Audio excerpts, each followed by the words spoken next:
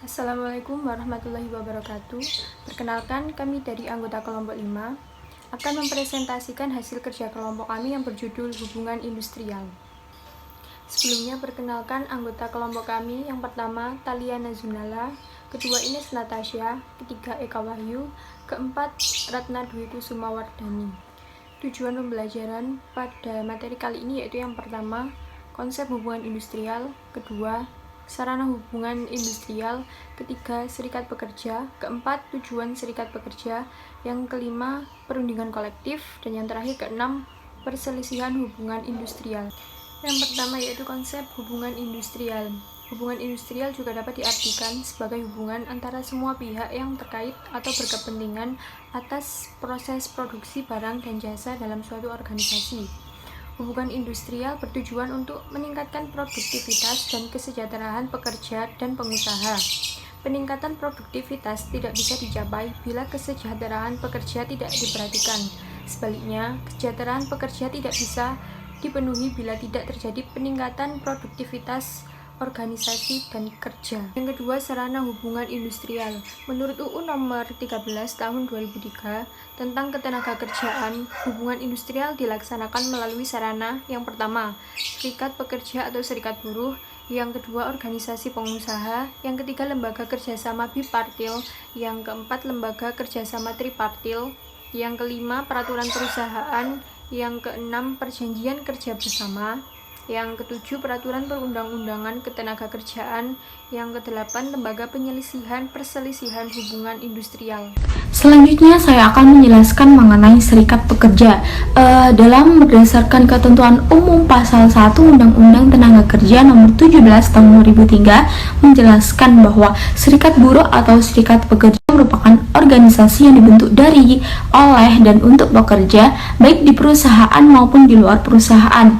Hal ini bersifat bebas, terbuka, mandiri, demokratis, dan bertanggung jawab, yang berguna untuk memperjuangkan, membela, melindungi hak dan kepentingan pekerja, serta meningkatkan kesejahteraan pekerja dan keluarganya. Sehingga serikat pekerja adalah suatu organisasi yang dibentuk oleh pekerja, dari pekerja, dan untuk pekerja yang bertujuan untuk melindungi pekerja, memperjuangkan kepentingan pekerja, serta merupakan salah satu pihak dalam bekerjasama dengan perusahaan. Selanjutnya yaitu ada tujuan dari didirikannya suatu serikat pekerja itu ada 6. Yang pertama ada menjamin dan meningkatkan standar hidup atau status ekonomi anggotanya. Yang kedua itu ada meningkatkan dan menjamin keamanan individu dari ancaman dan situasi yang muncul karena adanya fluktuasi pasar, perubahan teknologi, ataupun keputusan manajemen. Dan yang ketiga ada mempengaruhi hubungan kekuasaan dalam sistem sosial dengan cara yang mendukung dan tidak merugikan perkembangan dan tujuan serikat pekerja itu sendiri. Dan yang keempat ada memajukan kesejahteraan semua pihak yang bekerja untuk kehidupan, baik itu dari anggota serikat pekerjaan sendiri ataupun bukan. Yang kelima ada menciptakan mekanisme untuk menangkal penggunaan kebijakan dan praktik yang subjektif dan sewenang-wenang di tempat kerja. Dan yang terakhir yaitu ada filosofi dasar gerakan pekerja, itu merupakan demokrasi organisasi dan atmosfer harga diri sosial bagi para pekerja baik pria maupun wanita. Selanjutnya di sini saya akan menjelaskan mengenai definisi atau makna dari perundingan kolektif dan juga jenis-jenis dari perundingan kolektif.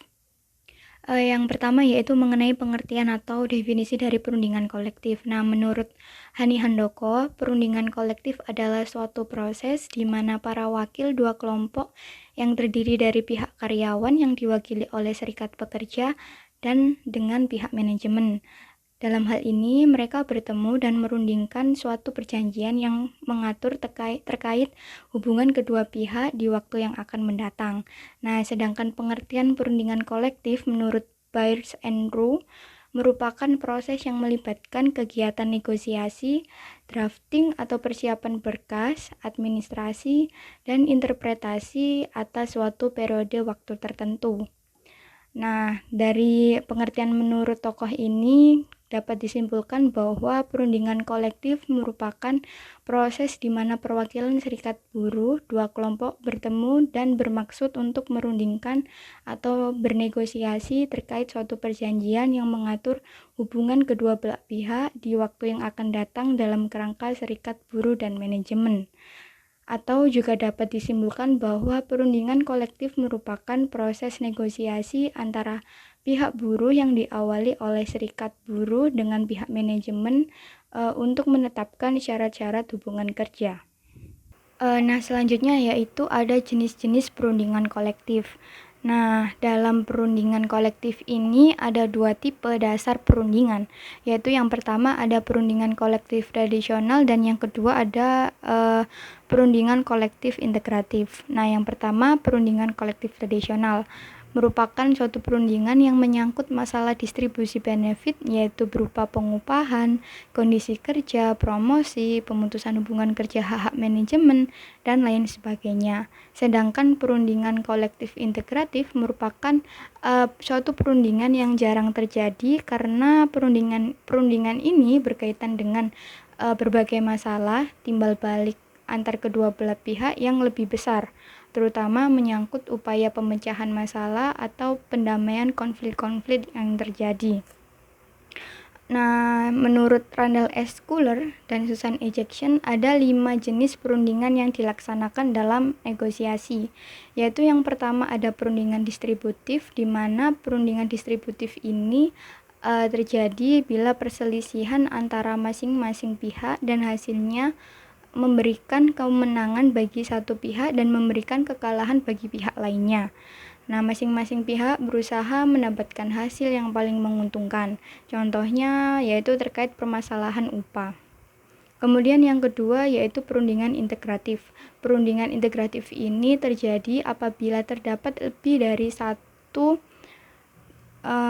permasalahan yang harus dipecahkan dan mendapatkan kesepakatan integratif.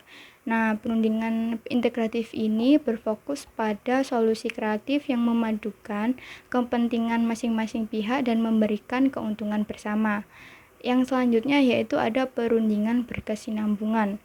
Perundingan berkesinambungan ini sebagai suatu tindakan kesepakatan, kewajiban memelihara keselamatan kerja, serta peraturan pemerintah lainnya. Kemudian membuat situasi bertambah rumit baik bagi serikat kerja maupun organisasi dan seiring dengan perubahan lingkungan yang terus meningkat. Kemudian ada perubahan konsesioner, merupakan perundingan yang biasanya itu terjadi terkait dengan kondisi ekonomi yang parah yang dialami oleh perusahaan atau organisasi. Nah, perjanjian seperti ini merupakan solidaritas serikat kerja, kredibilitas kepemimpinan, pengendalian, serta pengaruh efektivitas dari serikat kerja. Kemudian yang terakhir ada perundingan intraorganisasional.